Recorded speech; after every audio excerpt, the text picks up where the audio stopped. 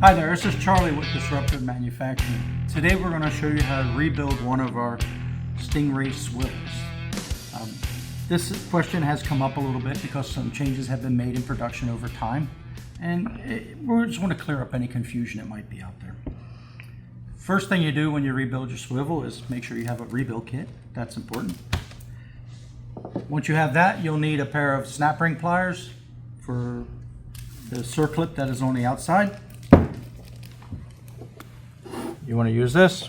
Keep your finger here, because if this thing goes flying, you know, it could hurt you. And it doesn't always come off the easiest. Oh. As you can see, this one's being a little stubborn. There we go. All right, guys, let me point out here to you guys, this is the Stingray Hose Reels Rebuild Kit. It's going to come with 2 O-rings. It's going to come with another one of these snap clips on here. And it's also going to come with 4 sets of, I call these guides. What do you call these? Those are Teflon spacers. Yeah, Teflon spacers. And so this is going to cover 2 different models or different iterations of our Stingray swivels, because we have made some changes over the years that we've been making these swivels, and this video will cover both of those installations. So once you get your snap ring off, you just pop it apart like that. Oh, those come apart easy now. This just pops right apart. Right. Now, this particular model, you use all the contents of the bag. That's pretty straightforward. Where the confusion lies is that if you open up your swivel, and it looks like this. Now the difference between those two years that we did here is we noticed that we were having a little bit of roll on our O-rings. We decided to add a little more kerf to the design to make it pop apart real easy like we did there. But also to, when we added a little more kerf to that opening, we had to put a second spacer on there, and then now we have an anti-roll O-ring too, correct? That's correct. Yeah. You might be tempted to use all the contents in the bag if you have this style swivel. I recommend don't do that, because what happens is this O-ring has no place to go. Yeah. And when you use your hose reel, this will wear that O-ring out in no time flat, and you'll be right back where you started from. And you'll notice because it'll bind up right away. It won't spin smoothly. It'll be a little stiffer. Yeah. It won't move like they're supposed to, which is, you know, pretty smooth and easy. When it's under pressure, it'll lock up, and then when you try rolling out your hose, which you're not supposed to roll it out under pressure, it'll tear that O-ring to shreds, and you'll be looking for another rebuild kit. Be sad.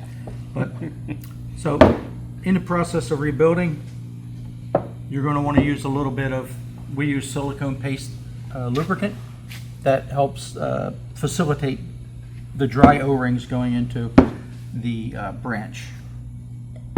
Now you just made a point there. This is called the trunk, and this is called the branch, and the branch slides down over the top of the trunk. And That's correct. So, now, a little trick that I saw you do when we were rehearsing this a moment ago, and I really want you to go ahead and take this apart and put it back together again so everybody can see, is you put all of the guides and the O-rings on here first before you did here. That's correct. And there was a particular reason for doing that. So if you could talk about that here for a moment. If you build up this section here first, the first opening, it helps facilitate the O-ring sliding down and into this area.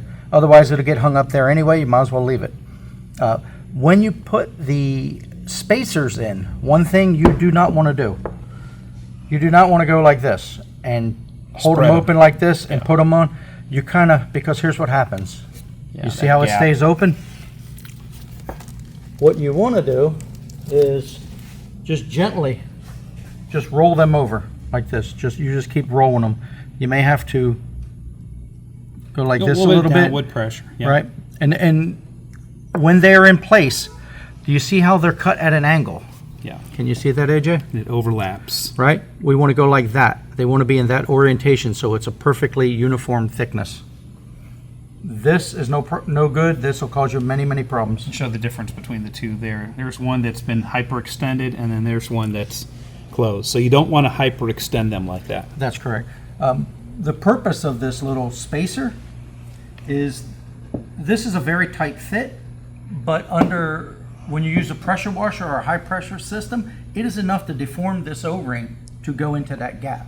So this little spacer opens up a little bit and fills that gap, so it doesn't get down in there and get destroyed. But so when you go to put back your swivel, put it back together, you want to use a little bit of lube, and it doesn't take much. Really, it's just, to me, it's that much. A little goes a long way, and you just take your finger, Work it around. and you just work it around on both sides. Pretty easy. Put this part on it, you kind of wiggle a little bit, and you'll hear it click. That is done. This is your old snap ring. We provide a new one. See how it gets deformed? It may not hold on there proper. Throw that away. Put your new one on. Again, have your finger here in the center, because this thing can go Like a spring. Yep, Just it'll go flying, and you'll be that happen. You'll be bumming if you're doing this outdoors and you can't find it. So now it looks like it's on there, but it's not. You want to make sure that you press down on that till you hear that click. And now she's good as new. Yeah. This will give you many years of service. Yeah, so the great thing about these swivels, guys, is these are 316 aluminum, not the 302, correct? That's stainless. I'm sorry, stainless. A little blurb there. Stainless 316 versus the T302. These swivels will last a lifetime. These are very, very high quality. We get these machined for us. This is our swivel that we have made. It's our design.